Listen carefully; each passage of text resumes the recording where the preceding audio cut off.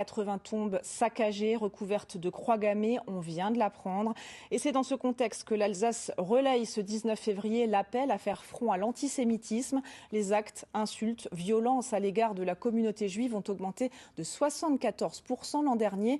Un premier rassemblement a eu lieu il y a quelques minutes à l'hôtel du département du Haut-Rhin à Colmar. Élus, partis politiques, associations, communautés religieuses appellent également à se réunir ce soir à 19h, place de la Réunion à Mulhouse et place de la République à Strasbourg. Déclencheur de ce mouvement, notamment les violences répétées lors des rassemblements des Gilets jaunes. Samedi dernier, les images choquantes de l'agression du philosophe Alain Finkielkraut ont marqué le 14e samedi de mobilisation. Alors comment les Gilets jaunes vivent-ils cette dérive au sein même de leur mouvement? Nous sommes allés leur poser la question à Souls, dans le Haut-Rhin. Nadine Lee, Nicolas Meyer. Comme chaque matin, au rond-point du Nouveau Monde, on installe les drapeaux. L'étendard autrichien côtoie celui de l'Espagne et de l'Alsace. Ici, aucune ambiguïté possible.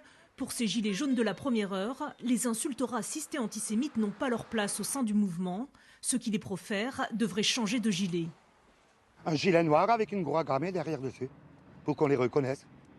Non, ces gens, ils n'ont rien à voir avec nous. Ça me fait mal au cœur de... Voilà. J'ai un petit-fils, j'ai une fille, je suis dans la rue pour ça, pour le pouvoir d'achat, pour les retraites, la revalorisation des retraites, pour le social. Mais pas pour ça. Qu'est-ce qu'on vient avec des conneries comme ça? Des gilets jaunes écœurés par cette mauvaise publicité, mais ils restent convaincus de la légitimité de leur combat et du soutien de la population. Pour moi, ça n'impacte pas le mouvement.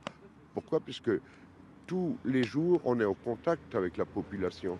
Que ce soit dans les commerces, que ce soit les gens qui s'arrêtent sur notre QG, et notre discours est toujours le même.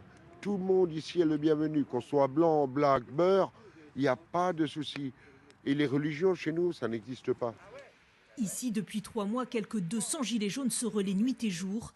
Une micro-société a émergé, sans étiquette politique ou religieuse. Elle ne revendique qu'une seule couleur, le jaune.